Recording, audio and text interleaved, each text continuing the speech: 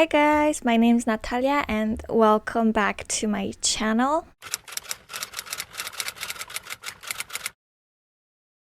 So today we're diving into the ultimate guide to Holly Jackson's book. She is one of my favorite authors, so I'm really excited for this video. Grab yourself something to drink, a snack, a cozy blanket, and let's get into it. So here are all the books that she's come out with so far. Let's talk about the mastermind behind them. Holly Jackson, my queen, is a British author who's known for her insanely gripping and addictive YA mystery thrillers. She grew up loving crime fiction, which makes so much sense when you look at her writing. She studied English at the University of Nottingham. I hope I'm pronouncing that correctly. And she actually started writing her debut novel when she was just a teenager, which is really impressive. Her debut novel was A Good Girl's Guide to Murder, which was published in 2019. And this book has gained huge popularity. Later, the series continued with Good Girl, Bad Blood, and the trilogy ended with As Good as Dead. Then Holly Jackson published a prequel novella for the series called Killjoy. And then she also wrote two standalone thrillers. The first one being Five Survive, which came out in 2022, and the other one being The Reappearance of Rachel Price, which came out in 2024. Now, in 2025, Holly Jackson is set to publish a new book called Not Quite Dead Yet. Its expected publication date is the 22nd of July, so I'm really excited about that. I definitely will be reading this book probably around the time it comes out, and I will be giving you guys my opinions. But for now, let's dive into the books that she has already published. Even though A Good Girl's Guide to Murder is technically Holly Jackson's debut novel, I think if you want to get into reading this trilogy, you might want to check out Killjoy first. Now, technically, I don't think you necessarily have to read it before. I actually think it might be a little bit confusing.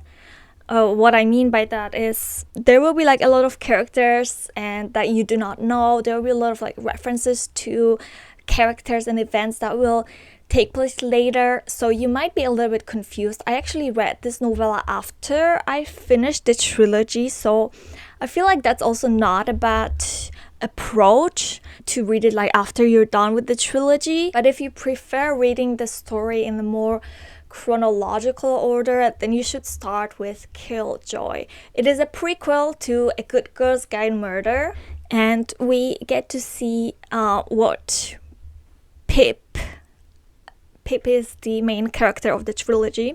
So we get to see what Pip's life was like before she became a true crime investigator.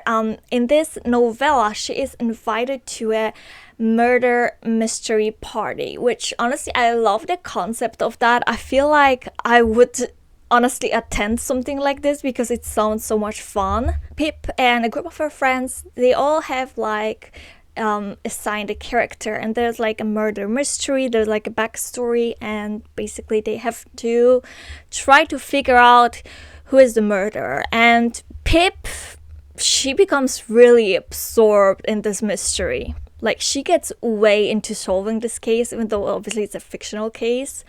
But you can kind of see her start to develop her detective skills. So I feel like that definitely makes transitioning into A Good Girl's Guide to Murder like a little bit more natural if you do decide to read it in this order. But honestly, do I think it was like an amazing book?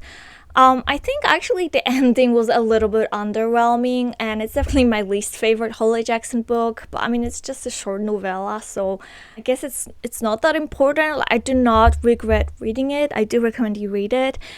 It was actually pretty fun, but it wasn't anything spectacular. But now we dive into the actual trilogy.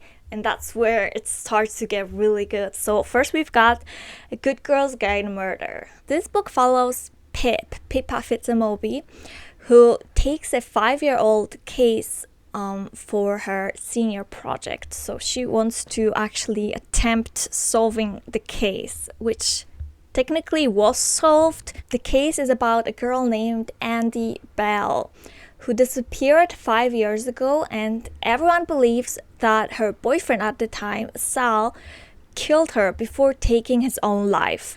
Pip isn't so sure about this version of events, so she tries to dig deeper, and the deeper she digs, the more secrets she unravels. Secrets that someone desperately wants to keep buried. So why is this book so good? It's honestly one of my favorite thriller mysteries of all time. It was also a book that really got me out of my reading slump. I think it's good because it's so addicting. It's really fast-paced, full of plot twists. And it also has like very unique storytelling with interviews, diary entries, and case notes. Also, Pip, the protagonist, she's really smart, really determined, a little reckless, and I feel like the mixture of that makes for a really great protagonist. I do love reading about her. Also the small town setting, so Pip lives in like a pretty small town, and I love small town mysteries because, you know, it just feels like everyone's connected, kind of. Everyone knows each other, everyone has some secrets. But I feel like, you know, because it's such a small town, it's still believable. There's also like a romance subplot between Pip and Sal's younger brother Ravi, so they become like partners in crime, and they try to clear Ravi's brother's name together.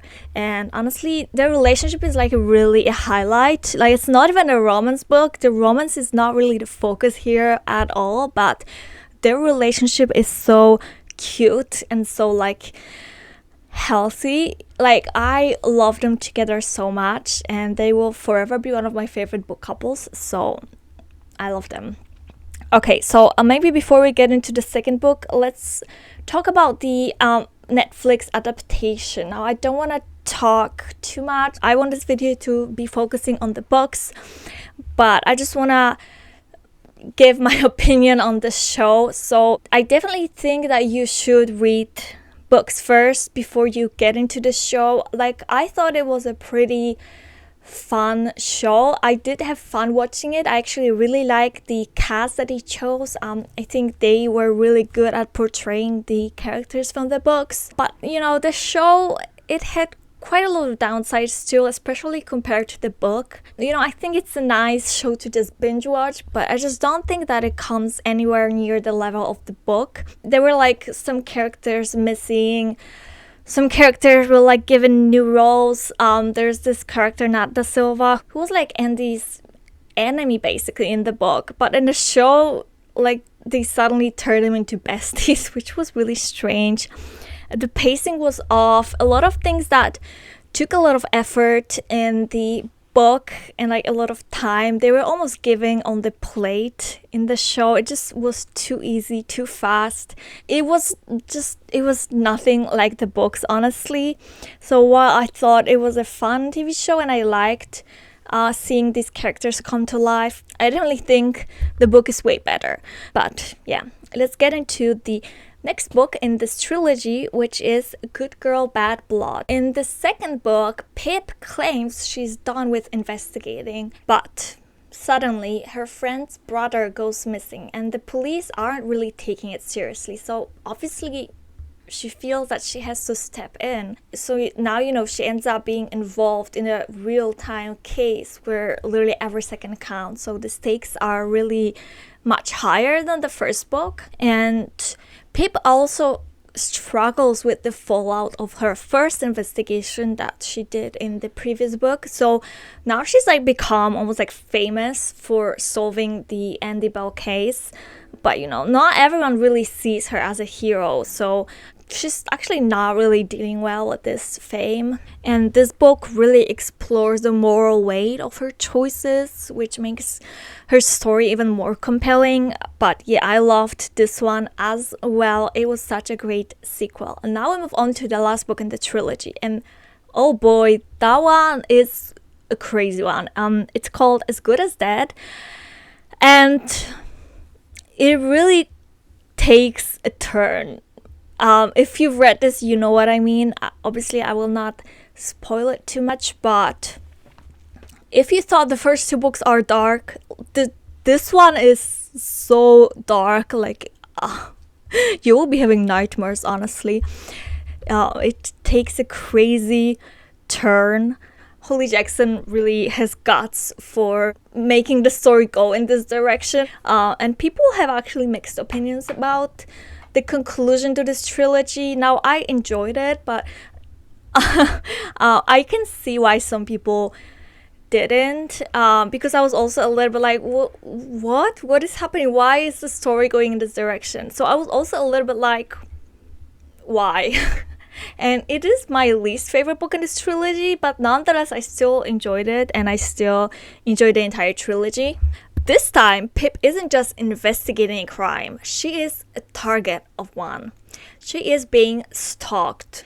And as she pieces things together, she realizes that this might be connected to her past cases.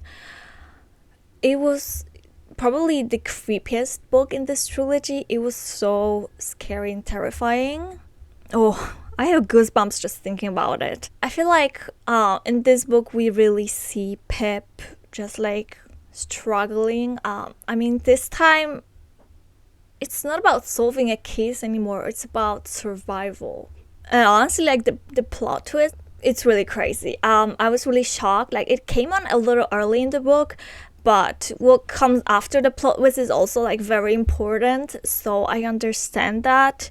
The tone of this book shifts a little bit from the previous two books. So it goes from like classic detective mystery to more like a psychological thriller. So I think it was a bit risky on Holly Jackson's part, but I think she did a really good job.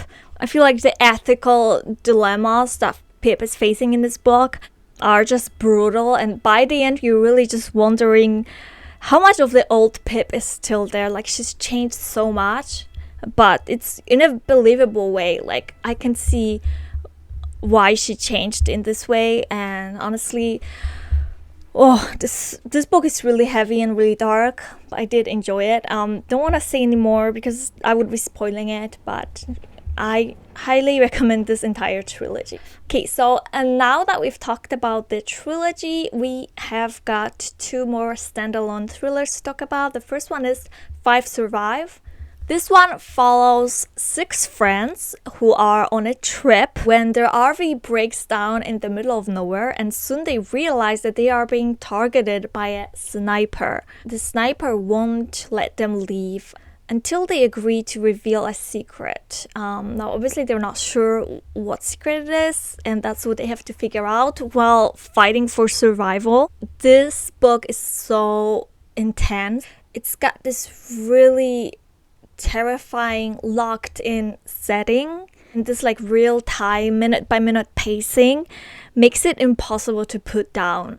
So unlike Pip's meticulous investigations, this book is just all about survival and pressure and fast-paced action. The friendships are put to the test, the secrets start unraveling, and the final twist was honestly crazy. I think I can recommend this book if you want some like really fast-paced, really intense thriller that will keep you at the edge of your seat from the beginning till the end. I had so much fun reading it, and I highly recommend this book. And now we've come to the last standalone thriller, which is the Reappearance of Rachel Price. So it came out last year. I have a reading vlog actually when I was reading this book, so I will put it down in the description if you want to watch it and just see like my thought processes as I'm reading this book. This book follows Belle, whose mother, Rachel Price, disappeared when Belle was just a little girl. Rachel's family is doing like a documentary about her disappearance, and while they're shooting the documentary, Rachel suddenly returns. But you know, something feels off, especially to Belle. So Belle is obviously the protagonist and the narrator, and she does not necessarily trust Rachel. She feels that there's something off about her, and she's set to uncover the truth of what happened to her mother. So I love this book for the psychological tension and the eerie family dynamics. It's honestly such a good and chilling book. The theme of memory, what we remember versus what we were told, plays a huge role, making us question everything alongside Belle. And honestly, the plot twists at the end were crazy. So I will admit, as much as I like other protagonists written by Holly Jackson, I didn't really like Belle. She was a little bit annoying. So I feel like this was the aspect that I didn't really like in this book. But nonetheless, the mystery itself, like the entire atmosphere, how cleverly it was written, how shocking it was, shocking but like still believable. It was crazy. Like, I feel like this might be her best mystery yet. I enjoyed unraveling it so much. So even though I do not like the protagonist at all, I still love the mystery, and I still highly recommend this book because I think it is one of the best mysteries I've ever read. Okay guys, so now we've covered all Holly Jackson's books. I think if you're like into gripping mysteries, strong-willed protagonists, and books that keep you guessing until the final page, then you definitely need to pick up one of her books, or probably all of her books. I do recommend all of them, honestly. I feel like whether you decide to, you know, start with Pip's journey in A Good Girl's Guide Murder, or dive into a high-stakes thriller like Five Survive, or unravel the eerie family secrets and the reappearance of Rachel Price, you're in for a wild ride. I do think Holly Jackson is one of the best YA mystery thriller writers, and I will read anything this woman writes from now on. I'm a huge fan. That's it for this video. So let me know what's your favorite Holly Jackson book in the comments below.